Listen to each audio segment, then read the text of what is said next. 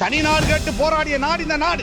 இந்த நாட்டிலே சிங்கள பேரினவாதிகளோடு வாழ முடியாது என்று தமிழீழம் தாருங்கள் என்று இந்த நாட்டிலே ஒரு இனம் போராடியது. சைனட் வில்லைகளை கட்டிக்கொண்டு போராடியது. ஒரு மண்ணுக்கான போராட்டம். கௌரவ சாட்பாதியுதீன் அவர்கள், உங்களுக்கு 11 நிமிடங்கள். உறுப்பினர் அவர்களே, இன்று நடைபெறுகின்ற விவாதத்திலே பேச கிடைத்தமைக்கு நன்றி கூறுகின்றேன். ஒரு முக்கியமான நாட்டு மக்களுக்கு, அதே போல கிராமங்களுக்கு வேலை செய்கின்ற உறுப்பினர்களை தெரிவு செய்கின்ற, சபைகளை தெரிவு செய்கின்ற ஒரு தேர்தல் முடிந்த பிறகு இந்த பாராளுமன்றத்தில் இன்று முதலாவதாக பேச கிடைத்தமைக்கு இந்த சந்தர்ப்பத்தை பயன்படுத்தி கொண்டு, குறிப்பாக ஒரு சிறிய கட்சியாக இருந்தாலும் அகில இலங்கை மக்கள் காங்கிரஸ் கட்சி புதிதாக உருவாக்கப்பட்ட ஒரு கட்சி, பல சவால்கள், பல கஷ்டங்களுக்கு தலைமைத்துவமும் கட்சியும் முகம் கொடுத்து இந்த தேர்தலிலே கடந்த காலங்களிலே பல சவால்களுக்கு முகம் கொடுத்து வந்திருக்கிறோம். அநியாயமாக பல தண்டனைகளை, கஷ்டங்களை எல்லாம், சிறை வாழ்க்கையெல்லாம் இந்த தலைமைத்துவம் அனுபவித்து இருக்கின்றது என்பதை இந்த பாராளுமன்றம் அறியும். என்றாலும் எல்லாவற்றிலும் நிரபராதியாக நாங்கள் நீதிமன்றத்தால் விடுவிக்கப்பட்டிருக்கிறோம். அவ்வாறு இருந்தும் 140 உறுப்பினர்கள் இந்த கட்சி, அகில இலங்கை மக்கள் காங்கிரஸ் கட்சி சார்பாக அம்பாறை, திருகோணமலை, மட்டக்களப்பு, மன்னார், வவுனியா, முல்லைத்தீவு, அதேபோல புத்தளம், குருநேகல், களுத்தர, கொழும்பு போன்ற கண்டி போன்ற மாவட்டங்களிலே மக்கள் ஆணை தந்திருக்கிறார்கள். அன்றாதபுரம் போன்ற மாவட்டங்களில். எனவே அந்த மக்களுக்கு என்னுடைய மனமார்ந்த நன்றியை இந்த சபையிலே நான் தெரிவித்துக் கொள்கின்றேன். அதேபோல எங்கள் மீது கொண்டிருக்கின்ற நம்பிக்கை, அந்த நம்பிக்கை வீண் போகாமல் நிச்சயமாக இன்ஷா அல்லாஹ் எங்களுடைய உறுப்பினர்கள் அல்லது சபை தலைவர்கள், பிரதி தலைவர்கள் எதிர்காலத்திலே மக்களுக்கான பணிகளை நேர்மையாக செய்வார்கள் என்பதை இந்த உயர் சபையிலே நான் சொல்லிக்கொள்ள விரும்புகின்றேன். அதே போலதான் இந்த தேர்தலிலே மன்னார் மாவட்டத்திற்கு, அதே போல இந்த தேர்தல் முறை, இது சம்பந்தமாக நான் ஜனாதிபதியிடத்திலே அனைத்து கட்சி தலைவர்கள் கூட்டம் நடந்த பொழுது நான் சொன்னேன், இந்த முறை ஒரு பிழையான முறை. இந்த முறையினால் எந்த ஒரு கட்சியாலும் அல்லது எந்த ஒரு சபையையும் சரியாக அமைக்க முடியாத ஒரு துர்ப்பாக்கிய நிலை வரும் என்று சொன்ன பொழுது ஜனாதிபதி அவர்கள் கூட அப்படி என்றால் இதை மாற்றுவோமா என்று கூட கேட்டார். என்றாலும் அவருக்கு பக்கத்தில் இருந்த உங்களுடைய ஒரு அமைச்சர் சொன்னார், இல்லை இல்லை, இப்போ காலம் போதாது, மாற்ற முடியாது என்று. அவ்வாறான ஒரு பெரிய காலம் இதற்கு தேவை இருக்கவில்லை. அன்றைய நாளிலே ஒரே நாளிலே அந்த பேப்பரிலே மாற்றத்தை செய்து பழைய முறை மூலம் செய்திருந்தால் இன்று மந்திரிமாருக்கு விலை பேச வேண்டிய ஒரு தேவைப்பாடு வந்திருக்காது. வெண்ட கட்சிகள் ஆட்சி அமைத்திருக்கலாம். அதனால் ஒரு பிரதேசங்களிலே ஒரு நல்ல ஆட்சியை எந்தெந்த மக்கள் விரும்பிய முறையிலே பெற்றுக் கொடுத்திருக்கலாம். இன்று வென்றவர்களும் ஆட்சி அமைக்க முடியாமல், அதே போல பல வகையான கருத்துக்கள், பல வகையான பேச்சுவார்த்தைகள், அதாவது ஒவ்வொரு தலைக்கும் நான் கேள்விப்பட்டேன், கல்பட்டியிலே ஒரு பிரதேச சபை உறுப்பினருக்கு 25 லட்சம் தருவேன் என்று ஒரு ஆளுங்கட்சி சார்பான ஒருவர் பேரம் பேசுவதாக, சபை அமைப்பதற்காக ஒரு தலைக்கு 25 லட்சம் மினிமம் என்று நான் கேள்விப்படுகிறேன். இதெல்லாம் ஒரு நல்ல அறிகுறி அல்ல. எனவே இந்த முறையிலே மாற்றத்தை கொண்டு வாருங்கள் என்று இந்த அரசாங்கத்திலே நாங்கள் வேண்டுகோள் விடுக்கின்றோம்.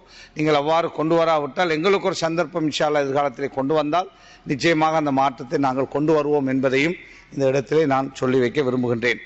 அதே போல இந்த தேர்தலிலே ஜனாதிபதி அவர்கள் மன்னாருக்கு வந்தார், பிரதமர் வந்தார். நான் நினைக்கிறேன் இதற்கு இருக்கின்ற எல்லா அதிகமான அமைச்சர்கள் வந்தீர்கள் மன்னாருக்கு, வவுனியாவுக்கு, முல்லைத்தீவுக்கு எல்லாம் வந்து பிரச்சாரங்களை முன்னெடுத்த பொழுது நாங்கள் எல்லாம் நாங்கள் ஸ்ரீலங்கா, அதாவது சமகி ஜனபலவேகையோடு சேர்ந்து போட்டியிட்டாலும் ஒரு கூட்டத்தை கூட நாங்கள் பகிரங்க கூட்டம் நடத்தவில்லை. அது மாத்திரமல்ல, அதனுடைய எதிர்க்கட்சி தலைவராக இருக்கிற கூட்டமைப்புடைய தலைவராக இருக்கின்ற சஜித் பிரேமதாசா கூட மன்னாரோ, வவுனியா, முல்லைத்தீவில் காலடி கூட எடுத்து வைக்காமல் எங்களுடைய ஆதரவாளர்களும், எங்களுடைய எம்பி, நாங்கள் உட்பட, எங்களுடைய தாயிர் எம்பி, முத்துமுகமது எம்பி, நான் உட்பட எங்களுடைய கட்சிக்காரர்களும் எங்களுடைய பிரச்சாரங்களை நாங்கள் முன்னெடுத்தோம்.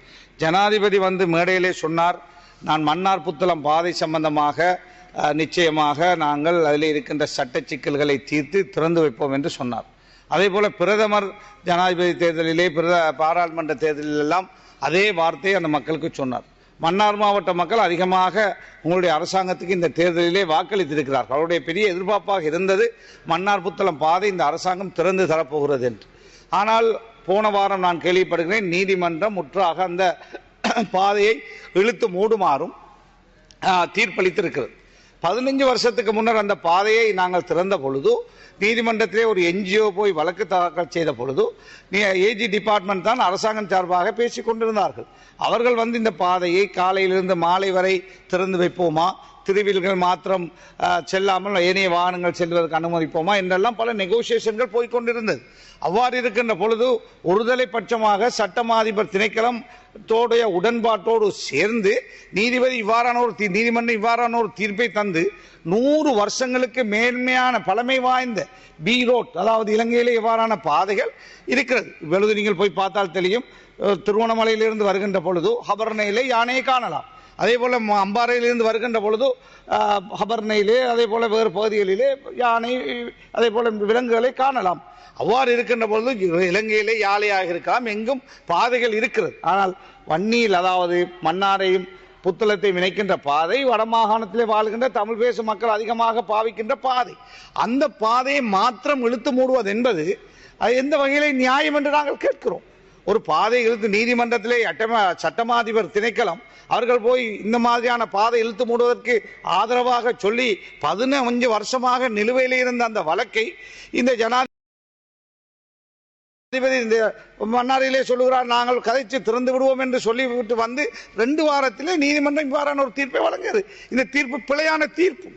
ஏன் ஒரு 100 வருஷம் பழமை வாய்ந்த ஒரு பாதையை, அதுவும் பி ரோட், ஆர்டிஐக்கு சொந்தமான ஒரு பாதை, இது அம்பாந்தோட்டையில் இருந்தால் இழுத்து மூடி இருப்பார்களா என்று நான் கேட்கிறேன். அல்லது குருநாகரையில் இருந்தால் அதை இழுத்து மூடுவார்களா என்று நாங்கள் கேட்கிறோம். இது மன்னாரிலே இருப்பதனால், அந்த பகுதியிலே வாழ்கின்ற மக்கள் சிறுபான்மை மக்களாக இருப்பதனால் தான் அதாவது சட்டமா அதிபர் திணைக்களம் அதற்கு உடன்பட்டு இந்த பாதையை இழுத்து மூடி இருக்கிறார். இந்த தீர்ப்பு பிழையான தீர்ப்பு. அது மாத்திரமல்ல, தெரியும் உங்களுக்கு, எதிர்கட்சிக்காரர்கள் எல்லாம் சட்டமா அதிபர் திணைக்களம் பழைய 10 வருஷ 20 வருஷ கேஸ்களை எல்லாம் முன்னு கொண்டு வந்து அவர்களை சிறையிலே போடுகிறார்கள். அவ்வாறு தேடி சட்டமா அதிபர் திணைக்களம் கேஸ்களை எடுத்து இந்த வேலைகளை செய்கின்ற பொழுது இந்த நாட்டுக்கு முக்கியத்துவமாக இந்த யாழ்ப்பாணத்திலிருந்து கொழும்புக்கு வருகின்ற பொழுது, மன்னாரிலிருந்து வருகின்ற பொழுது 100 கிலோமீட்டர் மிச்சப்படுகிறது. 100 கிலோமீட்டர் மிச்சப்படுகின்ற ஒரு பாதையை விலங்குகளுக்காக வேண்டி இழுத்து மூடுகின்றோம் என்ற ஒரு தீர்ப்பு வழங்கப்பட்டு இன்று மக்களுடைய எதிர்பார்ப்பு 100% நாசமாக்கப்பட்டிருக்கிறது. ஜனாதிபதியுடைய வார்த்தை பொய்ப்பிக்கப்பட்டிருக்கிறது. பிரதமருடைய வார்த்தை பொய்ப்பிக்கப்பட்டிருக்கிறது. வாக்களித்த மக்கள் இன்று வேதனையோடு இருக்கிறார்கள். எனவேதான் உங்களிடத்திலே நாங்கள் சொல்லுகிறோம், இது சம்பந்தமாக மீள 3 பேர் கொண்ட நீதிபதிகள் தீர்ப்பை கொடுத்திருப்பதனால் ஒரு 5 பேர் கொண்ட நீதிபதிகளை நியமித்து இந்த வழக்கு மீண்டும் பரிசீலிக்கப்பட வேண்டும். இந்த மக்களுக்கு நியாயம் பெறப்பட்டு கொடுக்கப்பட வேண்டும். தனி நாடு கேட்டு போராடிய நாடு இந்த நாடு. இந்த நாட்டிலே சிங்கள பேரினவாதிகளோடு வாழ முடியாது என்று தமிழீழம் தாருங்கள் என்று இந்த நாட்டிலே ஒரு இனம் போராடியது. சைனட் வில்லைகளை கட்டிக்கொண்டு போராடியது. ஒரு மண்ணுக்கான போராட்டம். அவ்வாறு இந்த நாட்டிலே நடந்த வரலாறு இருக்கிறது. 30,000 40,000 மக்கள் கொல்லப்பட்டிருக்கிறார்கள். தமிழ் மக்களும் கொல்லப்பட்டார்கள், சிங்கள மக்களும் கொல்லப்பட்டார்கள், இராணுவ வீரர்களும் கொல்லப்பட்டார்கள், சாதாரண மக்களும் கொல்லப்பட்டார்கள். அப்பாவி என்னை போன்ற 1 லட்சம் முஸ்லிம்கள் அகதிகளாக்கப்பட்டார்கள். அவ்வாறான ஒரு வரலாறு இந்த நாட்டிலே இருக்கிறது. இதையெல்லாம் மறந்து நீங்கள் இன்று பாராளுமன்றத்திலே பேசலாம். ஆனால் மக்களுடைய வேதனையும் சோதனையும் கஷ்டமும் துன்பமும் உள்ளங்களிலே இன்னும் இருந்து கொண்டிருக்கிறது. எனவே இந்த பாதை மன்னாரையும் அல்லது வடமாகாணத்தையும் தெற்கையும், அதாவது புத்தளத்தையும் இணைக்கின்ற பாதை என்பதனால் தான் இது இழுத்து மூடப்பட்டிருக்கிறது. இந்த பாதை நான் ஏற்கனவே சொன்னது போல தென்பகுதியில் இருந்திருந்தால் ஒரு நாளும் எந்த ஒரு நீதிபதியோ நீதிமன்றமோ சட்டமாதிபர் திணைக்களமோ இந்த பாதையை இழுத்து மூடுவதற்கு உதவி செய்திருக்க மாட்டார்கள். எனவே வன்மையான கண்டனத்தை நாங்கள் தெரிவிக்கிறோம். இந்த சபையிலே அங்கு வாழ்கின்ற பல லட்சம் மக்களுக்கு செய்த ஒரு பெரிய அநியாயமாக நாங்கள் இந்த சபையிலே சொல்லிக்காட்ட விரும்புகின்றேன். எனவே இந்த பாதை விஷயத்திலே கவனம் செலுத்த வேண்டும் என்று உரிய அமைச்சரிடத்திலும் ஜனாதிபதியிடத்திலும் பிரதமரிடத்திலும் நாங்கள் வேண்டுகோள் விடுக்கின்றோம். கௌரவ மந்திரித்துவமா உங்களுக்கு இன்னும் 2 நிமிடங்கள் உள்ளன. பாராளுமன்ற உறுப்பினர்களுக்கு நிதி வழங்குவது வழமை. ஜேவிபியிலே 3 பேர் அன்று இருந்தார்கள். அவர்களுக்கும் நிதி வழங்கப்பட்ட நிகால் களபதி எங்களுடைய கௌரவ பாராளுமன்ற உறுப்பினர் இருக்கிறார். டிசிபி என்பது எதிர்க்கட்சி ஆளுங்கட்சி என்று பார்க்காமல் எல்லோருக்கும் கொடுத்தார்கள். ஆனால் நாங்கள் இப்பொழுது 6வது மாதம் போய்கொண்டிருக்கிறது, 5வது மாதம் இதுவரை எங்களுக்கு ஒரு கடிதம் வரவில்லை. 10 மில்லியன் தருவதாக ஜனாதிபதி நிதியமைச்சர் விவாதத்திலே சொன்னார்.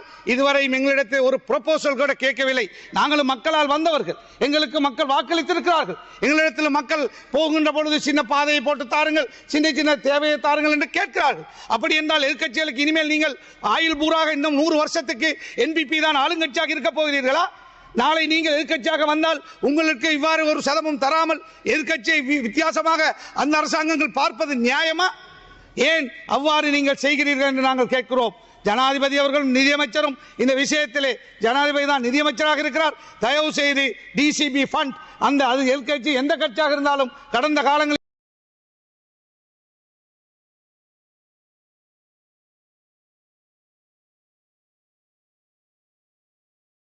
கொடுத்ததை போல நீங்கள் கொடுத்தாக வேண்டும் என்று நாங்கள் இந்த இடத்திலே வேண்டுகோள் விடுக்கின்றோம்.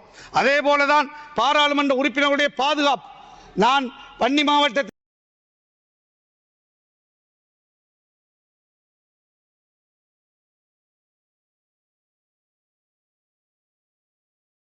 தெரிவு செய்யப்பட்ட ஒருவன் அன்றொரு நாள் இரவு ஒரு கூட்டத்துக்கு சென்ற பொழுது, அதாவது நடுக்காட்டிலே நாங்கள் வருகின்ற பொழுது வேறு கட்சி சார்பானவர்கள் சூழ்ந்து கொண்டு குடிபோதையிலே நின்று ஒரு கஷ்டமான ஒரு நிலையிலே தான் அந்த இடத்தில் நான் வந்தேன். எனவே பாதுகாப்பு நாட்டிலே சீராக இருந்தால் பயமில்லை. சில நாடுகள், சுவிஸ் போன்ற நாடுகளிலே பாதுகாப்பு சீராக இருக்கிறது. நமது நாட்டிலே எத்தனை பேர் கொல்லப்பட்டுக் கொண்டிருக்கிறார்கள், சாதாரண மக்கள் கொல்லப்படுகிறார்கள். நேற்று கூட கேள்விப்படுகிறோம் ஒரு துவக்கு, அதாவது கொழும்பு 7 அந்த பகுதியிலே இருந்து கைப்பற்றப்பட்டிருக்கிறது. யாரை கொள்வதற்காக கொண்டு வந்தார்கள் என்று தெரியாது. ஒரு 2 போலீசாரையோ அல்லது ஒரு போலீசாரையோ அல்லது தனிப்பட்ட பாதுகாப்பையாவது பலப்படுத்துவதற்கு இந்த அரசாங்கத்தால் அவ்வளவு பெரிய செலவு போக போகிறதா என்று நாங்கள் கேட்கிறோம். ஒரு மனிதனுடைய உயிர் போயின பிறகு பாதுகாப்பு கொடுக்க போகிறீர்கள். மக்கள், அதாவது மக்கள் பிரதிநிதிகள் நாங்கள். நாளை எங்களுடைய உயிருக்கு ஏதாவது வந்தால், ஆபத்து வந்தால் நீங்கள் தான் பொறுப்பெடுக்க வேண்டும் என்று இந்த பாராளுமன்றத்தில் நாங்கள் சொல்லிக்கொள்ள விரும்புகின்றோம். பாராளுமன்ற உறுப்பினருடைய பாதுகாப்பை பாதுகாக்க வேண்டிய பொறுப்பு சபாநாயகருக்கு இருக்கிறது.